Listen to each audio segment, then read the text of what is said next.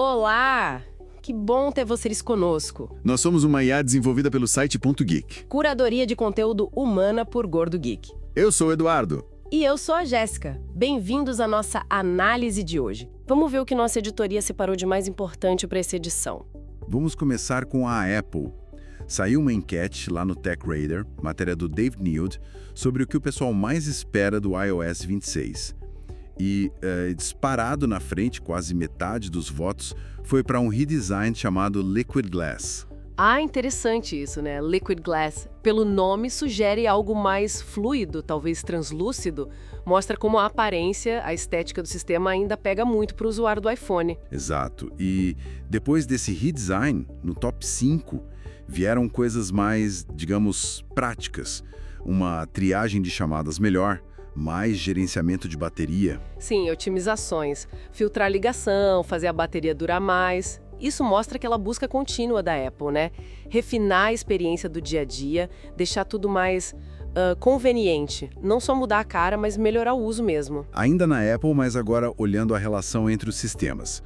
O Bruno Cardoso, lá do Mac Magazine, repercutiu uma entrevista do Craig Federighi para o Wall Street Journal. Ah, o Federighi! O que ele diz? Então, ele deu a entender que a Apple está, assim, mais aberta agora a levar recursos do macOS para o iPadOS. Isso é uma mudança de discurso, né? Eles sempre foram mais resistentes a essa ideia. Pois é. E o argumento é que os iPads evoluíram muito. Telas maiores, chips M da vida super potentes e muita gente usando para produtividade mesmo, para trabalhar. Faz sentido. O hardware do iPad hoje em dia aguenta muito mais coisa. Mas ele falou em fusão total? Não. Ele jogou um balde de água fria nisso aí. Diz que é improvável por causa da diferença fundamental de interação. Toque no iPad versus mouse e teclado no Mac são mundos diferentes na base. Entendi. Então é mais uma convergência de funções. Trazer ferramentas do Mac para o iPad, mas sem transformar um no outro. É uma adaptação às demandas, né? O pessoal quer mais poder no tablet. Isso. E ele ainda comentou rapidinho sobre IA, mencionando Johnny Ive e OpenAI. Disse que a Apple vê a IA integrada nos aparelhos que a gente já usa. Citou Apple Watch, iPhone. Ah, sim, a estratégia da Apple parece ser essa mesmo. Integrar a inteligência nos dispositivos existentes, em vez de criar um aparelho só para IA, como alguns concorrentes talvez pensem em fazer. Manter o ecossistema forte. Agora, saindo da Apple e entrando pesado em inteligência artificial e muito dinheiro. A Julie Bort, na TechCrunch, trouxe os detalhes de um negócio enorme. Qual negócio? A Meta está comprando 49% da Scale AI. Sabe por quanto? Chuta aí. Bilhões, com certeza. Scale, 14,3 bilhões de dólares. Isso avalia a Scale AI em mais de 29 bilhões de dólares. É muita grana. Nossa! Quase 30 bilhões de valuation para Scale AI e a Meta pegando quase metade. Impressionante! E o que mais tem nesse acordo? O CEO da Scale, o Alexandre Wang, vai ser contratado pela Meta. E o mais curioso é como o pagamento vai rolar. Não é venda direta de ações para os investidores e funcionários. Ah, é? Como vai ser então? Vão receber dividendos. A Accel, que é uma investidora grande, por exemplo, vai receber uns 2,5 bilhões de dólares em dividendos. Que estrutura diferente, né? Um investimento tão grande com a contratação do CEO e o pagamento via dividendos para os investidores antigos.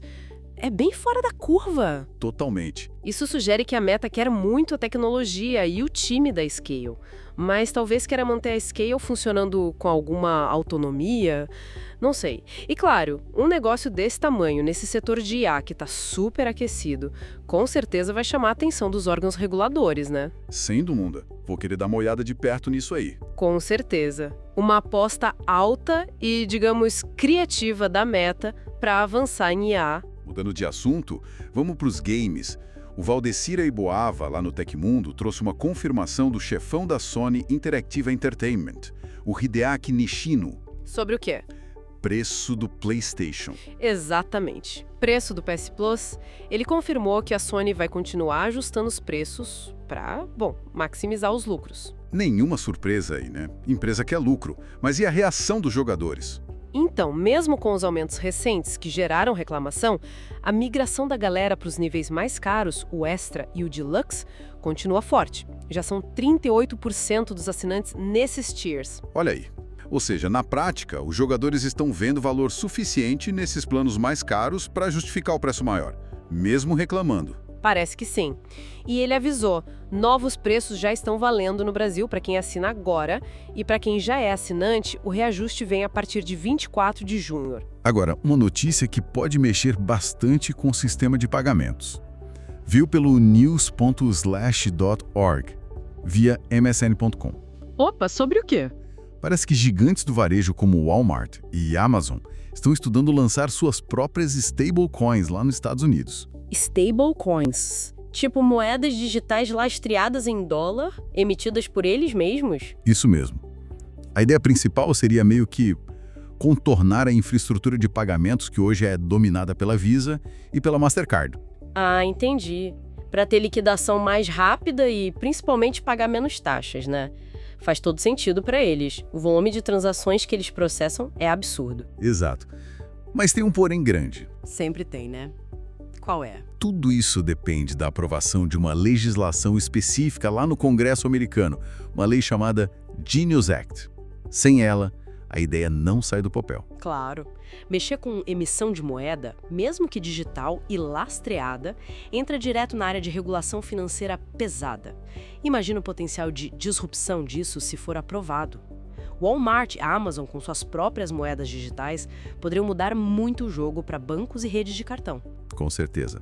Seria uma mudança e tanto. Mas, como você disse, a chave está lá no Congresso. A regulação vai ditar o ritmo e a possibilidade disso acontecer. É algo para ficar de olho. Falando em hardware agora, e especificamente nos celulares dobráveis, o Nicolas Dias, do Android Central, juntou alguns vazamentos sobre o próximo Galaxy Z Fold, o 7. E aí, o que os vazamentos dizem? Vai ser mais fino, mais grosso, câmera melhor? Então, tem uma informação conflitante aí.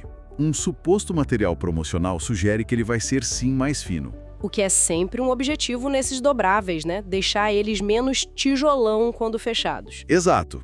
Só que, ao mesmo tempo, vazou uma imagem de uma capa protetora da marca Thinborn e essa capa indica uma protuberância maior para a câmera traseira, um calombo mais saltado.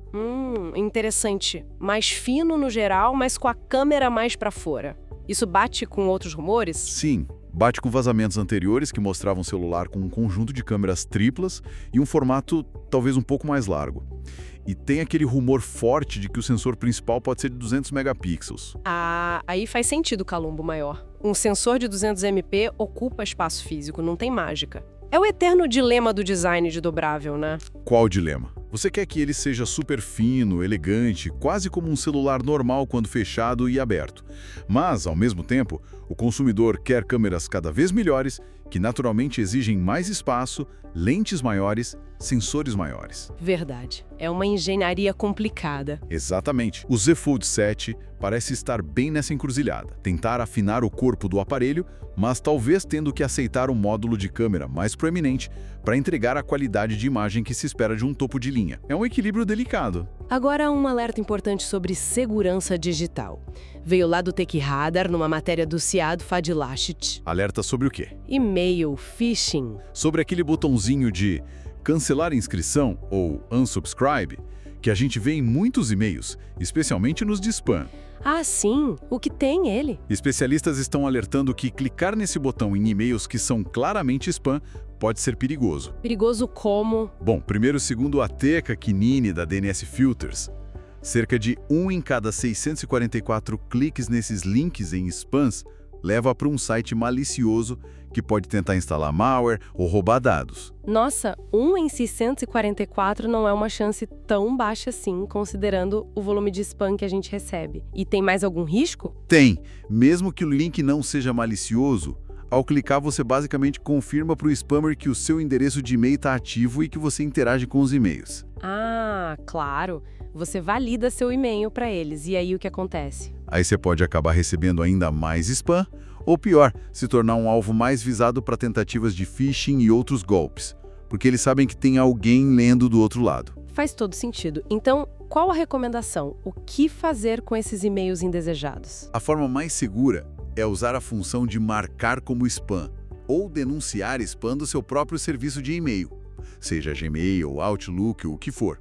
Deixa que o provedor aprenda e filtre. E se for um e-mail legítimo, tipo de uma loja onde comprei algo, mas não quero mais receber promoções? Aí o botão de cancelar é seguro? Geralmente sim, se for de uma fonte confiável. Mas uma alternativa ainda mais segura que muitos clientes de e-mail modernos oferecem é usar a função interna de cancelar inscrição. Se o e-mail tiver um cabeçalho específico chamado List Unsubscribe, o seu programa de e-mail pode cancelar para você sem nem precisar clicar no link do e-mail. Ah, interessante, nem sabia dessa função. E outras dicas? Boas dicas!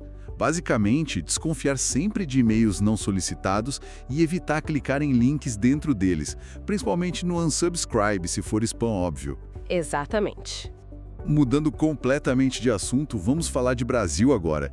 O Pedro Cortella, lá na coluna dele no tecnologia.ig.com.br, fez uma análise bem crítica do Plano Brasileiro de Inteligência Artificial, que foi lançado recentemente. Crítica em que sentido? Ele achou ruim o plano? Não exatamente que achou ruim a ideia, ele até elogia a ambição. O plano prevê investir 23 bilhões até 2028. Tem foco em desenvolver IA em português, usar energia limpa para isso, coisas que no papel são ótimas. Então qual é a crítica? A execução. Exatamente. Ele expressa muito ceticismo sobre a capacidade de transformar esse plano em realidade. Ele faz uma distinção importante. Diz que parece mais um plano de governo, ou seja, algo que pode mudar ou ser esquecido com a troca de governantes, do que um plano de Estado, que teria continuidade. Entendi. Uma preocupação com a sustentabilidade do plano a longo prazo? Isso. E ele aponta outras tensões. Por exemplo, o plano fala muito em IA ética. Mas como conciliar isso com os algoritmos de redes sociais que, sabemos, podem ser problemáticos e muitas vezes são desenvolvidos por empresas que podem se beneficiar do plano? Verdade, tem uma contradição aí. E ele levanta o risco de que, no fim das contas, essa grana toda acabe beneficiando principalmente as grandes corporações de tecnologia, em vez de fortalecer um ecossistema nacional mais diverso ou focar no cidadão comum como um agente dessa transformação digital. Falta foco no cidadão, na visão dele. É uma crítica relevante, né? Esse debate sobre para onde vai o investimento em IA e quem realmente se beneficia acontece no mundo todo. Com certeza. A crítica do Cortella basicamente coloca o dedo na ferida da implementação. Como garantir que esses 23 bilhões realmente se traduzam em inclusão, ética na prática e desenvolvimento que chegue na ponta, para o pequeno empreendedor, para o pesquisador, para o cidadão. É o desafio de sempre, transformar a intenção em resultado real, superando interesses econômicos e a inércia política. Mas a IA também tem seu lado super positivo, claro. Uma matéria da Brett Johnson, da Fast Company, mostra como ela está ajudando muito no diagnóstico de doenças raras e genéticas. Ah, essa área é fascinante. Como a IA ajudou especificamente? Ela consegue processar volumes gigantescos de dados genômicos, sabe? Sequenciamento de DNA, histórico do paciente, coisas que um médico levaria muito tempo para analisar. A IA varre esses dados e ajuda a identificar variantes genéticas que podem ser a causa da doença. Entendi. Ela funciona como um filtro super potente para achar agulha no palheiro genético? Exatamente. A matéria cita o exemplo de uma empresa chamada Genedex. Lá, a IA, sempre com supervisão humana, claro, extrai pistas relevantes dos prontuários médicos e ajuda a priorizar quais variantes genéticas investigar. Isso está acelerando diagnósticos que antes poderiam levar anos. Sabe, aquela jornada exaustiva de médico em médico. É o famoso human in the loop, né? A inteligência artificial não substitui o médico, mas aumenta brutalmente a capacidade dele de análise. A IA processa, sugere, mas a decisão final, a interpretação clínica, o cuidado com o paciente continua sendo humana. É a combinação que funciona. Isso mesmo. E o impacto para quem tem uma doença rara é enorme. Imagino. Além de conseguir um diagnóstico mais rápido, o que pode significar acesso a tratamentos mais cedo e talvez uma qualidade de vida melhor, tem o alívio da incerteza, né? Aquela angústia de não saber o que se tem deve ser terrível. A IA está ajudando a diminuir esse sofrimento. É um uso da tecnologia com impacto humano direto. Com certeza. É animador ver a IA sendo usada para isso. Sem dúvida. E para fechar nossa rodada de notícias, vamos para a aviação, com uma aposta bem ousada. O Edmundo Ubiratã, lá na Aero Magazine, publicou sobre a startup JetZero. JetZero? Nunca ouvi falar. O que eles estão aprontando? Estão investindo pesado, quase 5 bilhões de dólares, para construir uma fábrica lá na Carolina do Norte, nos Estados Unidos. Uma fábrica para quê? Aviões. Exato, para produzir um avião chamado Z4. E o diferencial dele é o design. É aquele conceito de asa voadora, sabe? Blended Wing Body, ou BWB. A fuselagem e as asas são meio que uma coisa só, um formato mais futurista. Ah, sim. O design BWB. Lembro de ver protótipos e conceitos assim. Promete muita eficiência aerodinâmica, né? Promete muito. A Jet Zero fala em economizar 50% de combustível em comparação com os aviões atuais de tamanho similar. É uma promessa enorme. 50%? Uau! Se conseguirem isso, seria revolucionário para a aviação comercial. E eles miram só o mercado civil? Não, eles estão de olho nos dois mercados. Civil, claro, mas também o militar. Já tem até uma versão militar planejada, a KC-Z4, pensada para reabastecimento aéreo para a Força Aérea Americana, USF. E o projeto deve criar mais de 14.500 empregos lá na região. As entregas estão previstas para o início de 2030. Bem ambicioso. Mas esse design BWB tem seus desafios, né? Tecnicamente é complexo e a certificação para uso comercial também não deve ser simples, já que é tão diferente dos tubos com asas que a gente está acostumado. Imagino que sim. É um conceito que existe há décadas, mas que nunca decolou comercialmente de verdade. Se a Jet Zero conseguir viabilizar e certificar o Z4 e ainda entregar essa economia de combustível, aí sim pode dar uma chacoalhada nas gigantes Boeing e Airbus. Seria um concorrente de peso. Com certeza. E ainda se alinha com essa estratégia dos Estados Unidos de reindustrialização, de trazer produção avançada de volta para o país. Mas o caminho é longo. Tem desafios de engenharia, de segurança, de aceitação pelos passageiros e, no caso militar, até coisas específicas como integrar a sonda de reabastecimento nesse formato de asa. É um projeto para acompanhar de perto.